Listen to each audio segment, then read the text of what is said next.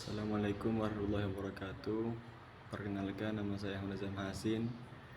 Saya dari Prodi Tadris Bahasa Inggris ingin menjelaskan tentang ilmu pendidikan. Ilmu pendidikan itu membahas 4 hal. 1.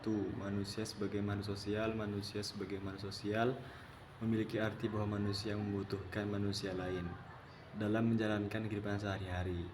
Manusia tidak dapat menjalankan hidupnya sendiri, bahkan memenuhi kebutuhannya. Manusia memerlukan manusia lain untuk membantunya. Hal ini berlaku untuk semua manusia, tidak mengenal sebuah kedudukan bahkan sebuah kekayaan. Setiap manusia selalu membutuhkan manusia lainnya. Setiap manusia dalam bermasyarakat pasti melakukan komunikasi, sosialisasi, dan juga interaksi dengan masyarakat lainnya. Manusia sebagai makhluk sosial sudah terjadi sejak ia lahir. Seorang manusia yang akan lahir pun membutuhkan manusia lain untuk memberikan pertolongan. 2. Manusia sebagai makhluk bermoral. Pengertian manusia sebagai makhluk sosial, homo sosialis, yang bermoral yaitu bahwa manusia merupakan makhluk bermasyarakat yang wajib untuk mematuhi nilai-nilai norma dan juga budaya, serta dapat menjunjung tinggi kerjasama. 3. Manusia sebagai makhluk beragama. Aspek keberagamaan merupakan salah satu karakteristik esensial eksistensi manusia yang terungkap dalam bentuk pengakuan atau keyakinan akan kebenaran suatu agama yang diwujudkan dalam sikap dan perilaku. 4. Manusia sebagai makhluk individu. Manusia lahir sebagai makhluk individual yang maknanya tidak terbagi atau tidak terpisah antara jiwa dan raga.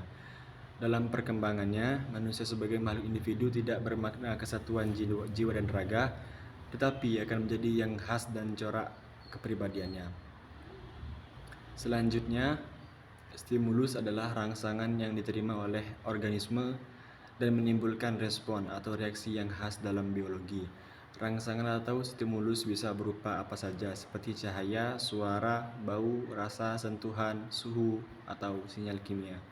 Stimulus yang diterima oleh organisme kemudian akan diterjemahkan oleh sistem saraf atau sistem lainnya menjadi suatu respon atau reaksi yang dapat menghasilkan perubahan fisiologis atau perilaku pada organisme.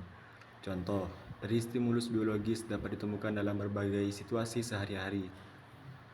Misalnya, saat kita menyentuh benda panas, suhu panas akan menjadi stimulus yang diterima oleh kulit kita. Stimulus adalah rangsangan yang kemudian mengirim sinyal ke otak kita sehingga menyebabkan rasa sakit atau tidak nyaman dan bereaksi dengan menghindari atau melepaskan benda tersebut.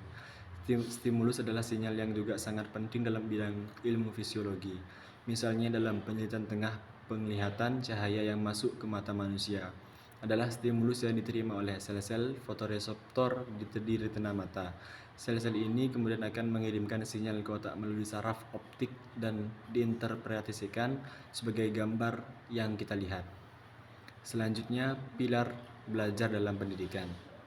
Pada tahun 90-an, Organisasi Pendidikan Keilmuan dan Kebudayaan Perserikatan Bangsa-Bangsa atau UNESCO menyusun kerangka kerja terbaik dalam menghadapi pemilihan di abad ke-21. Secara keseluruhan, kerangka kerja yang disusun menunjukkan bahwa pendidikan harus memiliki tujuan yang lebih luas daripada sekedar ilmu pengetahuan saja. Pendidikan harus menjadi ruang bagi individu untuk memahami dunia dan mengembangkan kemampuan memecahkan masalah di era yang semakin modern. Berdasarkan penyusunan kerangka kerja di atas, UNESCO kemudian mengembangkan 4 pilar belajar, yaitu learning to know, belajar untuk mengetahui; learning to do, belajar untuk terampil; learning to be, belajar untuk menjadi seseorang; dan learning to live together, belajar untuk menjadi kehidupan bersama. Dengan bertumpu pada keempat pilar tersebut, baik tenaga pendidik dan peserta didik dapat menjadi agen perubahan bangsa dan membawa pendidikan di Indonesia pada taraf yang lebih baik lagi.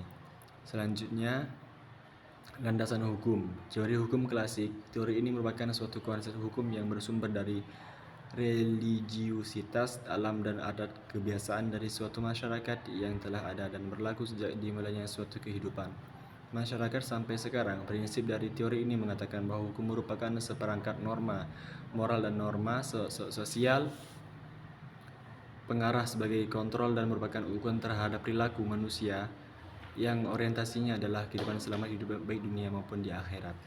Sekian, terima kasih.